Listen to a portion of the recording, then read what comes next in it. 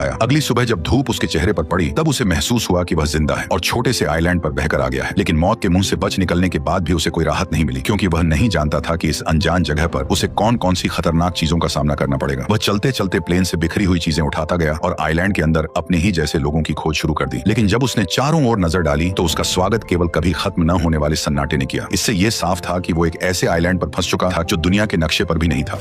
कोई है यहाँ फंसकर मर न जाए, इसलिए उसने खुद को बचाने के लिए तरह तरह के उपाय सोचने शुरू कर दिए। लेकिन इस समय उसके पास समुद्र तट पर हेल्प का निशान लिखने के अलावा कोई कारगर तरीका नहीं था। जल्दी ही रात का अंधेरा छा गया और वह अब भी उम्मीद कर रहा था कि कोई गुजरती हुई नाव उसे देख ले। लेकिन जैसे जैसे रात होती गई उसकी उम्मीदें भी धीरे धीरे चारों ओर के सन्नाटे की वजह से डर में बदलती गई। वह जंगल के बेहद खतरनाक जीवों की आवाज सुनकर लगातार डर से कांपता रहा। अगले दिन उसने इकट्ठा की गई चीजों से एक काम चलाओ रेस्टिंग प्लेस बनाया और प्लेन से निकले सामान की जांच शुरू कर दी। अब उसके पास उसकी गर्लफ्रेंड द्वारा दी गई एक पॉकेट वॉच के अलावा और कुछ भी काम का नहीं बचा था। अपनी गर्लफ्रेंड के साथ बिताए पलों को सोचते हुए उसे इस प्लेन में आने का और भी ज्यादा पछतावा हुआ। दरअसल केली के बिजनेस ट्रिप पर जाने से पहले उसने चक को एक पॉकेट वॉच दी थी ताकि क्रिसमस पर लौटते ही दोनों एक दूसरे से शादी कर लें। लेकिन एक अचानक हुई विमान दुर्घटना ने इस शादी को यहीं पर रोक दिया। जब उसके सभी फैमिली मेंबर यह मान चुके थे कि चक इस हादसे में मारा गया है, तब भी वह जिद के साथ जिंदा रहा। लेकिन इस सुनसान आइलैंड पर खाना पीना बहुत बड़ी मुसीबत बन गया था और चक कब तक टिक पाएगा यह भी किसी को नहीं पता था। उसने अपनी कंपनी के बहुत से पार्सल वापस इकट्ठा किए, लेकिन उसने उन्हें खोलने का फैसला नहीं किया, क्योंकि उसके लिए यह उसके काम की ईमानदारी थी। चाहे वह अनजान टापू पर ही क्यों न फंसा हो, पर वह अब भी ग्राहकों के भरोसे को तोड़ना नहीं चाहता था। कल जो उसने समुद्र तट पर हेल्प के साइन बनाए थे वे भी समुद्र की लहरों से कब के मिट चुके थे। उसे कुछ खराब लकड़ियों का इस्तेमाल करके फिर से हेल्प लिखना पड़ा। धीरे धीरे चक के मन में जिंदा रहने की चाह और भी बढ़ती जा रही थी। उसे पता था कि अगर यहाँ से निकलना है तो हर हाल में जिंदा रहना होगा। लेकिन इस वीरान छोटे टापू पर सख्त नारियल के अलावा उसे खाने लायक कुछ भी नहीं मिला, और क्योंकि उसके पास नारियल खोलने का कोई औजार नहीं था, इसलिए नारियल खोलना भी उसके लिए बेहद मुश्किल काम बन गया था। फिर उसने एक धारदार पत्थर से आखिरकार नारियल को फोड़ दिया और उसके पानी का स्वाद लेने लगा, जो उस पल उसके लिए अमृत जैसा था। लेकिन वह केवल नारियल से संतुष्ट नहीं हुआ। चक ने पेट भरने के लिए इस छोटे से टापू के अन्य हिस्सों की भी खोज करने का फैसला किया। वह यहाँ की सबसे ऊंची चोटी पर चढ़कर सब कुछ देखना चाहता था, लेकिन नुकीले पहाड़ी पत्थरों ने उसकी राह मुश्किल कर दी। इसलिए उसने पत्थर से अपनी पैंट का कपड़ा काटा, उसमें पत्ते मिलाए और एक जोड़ी जूते बना लिए। लेकिन जब वह पहाड़ की चोटी पर पहुंचा तब उसे पता चला कि यह सचमुच एक सुनसान टापू ही है। चारों ओर दूर दूर तक फैला समुद्र था, लेकिन उसके अलावा कोई और इंसान नजर नहीं आ रहा था। जब